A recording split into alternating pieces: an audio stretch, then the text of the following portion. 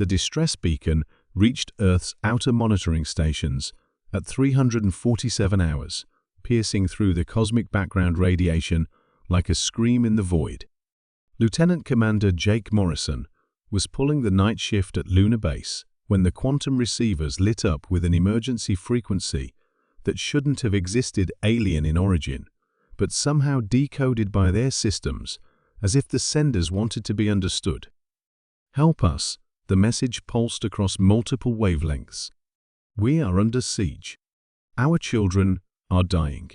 Please, anyone who receives this, we need immediate military assistance." The hegemony of Kethmore had ruled 17 star systems for over 3,000 years, built on principles of scientific advancement and cultural preservation. They were scholars, artists, philosophers, a civilization that had transcended war centuries ago. Their ships were libraries, their stations were museums, their planets were gardens of knowledge. But now the Devourers had found them. Admiral Sarah Chen studied the tactical data flooding into Earth's strategic command. The enemy was unlike anything in human military doctrine, a nomadic swarm of biomechanical entities that consumed entire civilizations, converting organic matter into more of themselves. They moved like a plague of metal locusts, stripping worlds bare before moving to the next system. The Kethmore had tried diplomacy first, then evacuation, then desperate defensive measures. Their peaceful vessels, designed for exploration and research, were being torn apart by creatures that had evolved for nothing but consumption and reproduction. In 6 months, 14 of their 17 systems had fallen. "They're asking for military assistance," Chen reported to the Emergency Council. "Complete tactical support. They're willing to share all their technology, all their scientific knowledge. Everything if we can stop the Devourers." The vote was unanimous. Humanity would respond to the call for help. They would respond with everything they had. Within 72 hours, the largest military mobilization in human history was underway.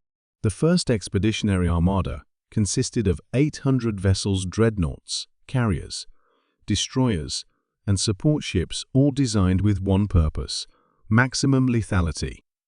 At its head flew the UES Apocalypse, Admiral Chen's flagship, bristling with fusion torpedoes, antimatter cannons, and experimental weapons that existed only in theoretical papers. Captain Rex Torino commanded the heavy cruiser Death's Herald, part of the Armada's forward assault group. As they approached the Kethmore systems through hyperspace, he reviewed the alien intelligence reports. The Devourers were indeed formidable, adaptive, numerous, and relentless. But they had never faced humanity's particular brand of warfare. "Sir," his tactical officer called out, "we're receiving transmissions from Kethmore survivors. They're grateful, but also concerned about our approach." The alien messages were polite, but worried. The Kethmore had expected a small relief force, perhaps some advanced defensive technology. Instead, they were witnessing the arrival of what appeared to be a conquering fleet. Human ships didn't just carry weapons, they were weapons, each one capable of sterilizing a planet if necessary. "Honored human allies," came the transmission from Vale Tar, the Kethmore's military coordinator. "We appreciate your swift response, but surely such overwhelming force is unnecessary. The Devourers are dangerous, but they are still just biological entities. Perhaps a more measured approach." Admiral Chen's response was broadcast across both fleets. "You called for military assistance. This is what human military assistance looks like." The first engagement occurred at the edge of the Kethmore home system. The Devourers detected the human fleet and responded with typical aggression, sending forth millions of their biomechanical drones in a writhing cloud of teeth and claws. They had overwhelmed every Kethmore defense through sheer numbers and adaptive resilience. They had never fought humans before. The Apocalypse opened fire at maximum range, its antimatter batteries carving through the Devourer swarm like a sword through silk. The rest of the Armada followed suit, unleashing a coordinated barrage that lit up space with nuclear fire. Where the Kethmore had tried to target individual devourers with precision weapons, humans simply erased entire sectors of space. But Captain Torino wasn't satisfied with conventional warfare. "Deploy the Hellstorm missiles," he ordered. "Full spread, maximum yield." The Hellstorm was humanity's answer to swarm tactics. Each missile contained 1,000,000 smaller submunitions that could track and destroy individual targets while creating cascading fusion reactions. They had been designed to fight asteroid belts that had been turned into weapons. Against biological entities, they were obscenely effective. The Devourer swarm, which had seemed infinite, began to thin rapidly. Then it began to flee. But Admiral Chen had studied the intelligence reports. The Devourer's greatest strength was their ability to retreat, regroup, and adapt. If even a few escaped, they would eventually return in greater numbers with countermeasures to human weapons. "All ships," she broadcast, "pursue and destroy. Leave nothing alive." What followed was less a battle than an extermination campaign. Human ships chased fleeing devourers across 17 star systems, hunting down every last biomechanical entity. They used gravity bombs to collapse asteroid hiding places, stellar torpedoes to ignite gas clouds where enemies might lurk, and planet crackers to ensure no devourer could establish a breeding ground. The Kethmore watched in growing horror as their saviors systematically destroyed not just the devourers, but everything the devourers had touched.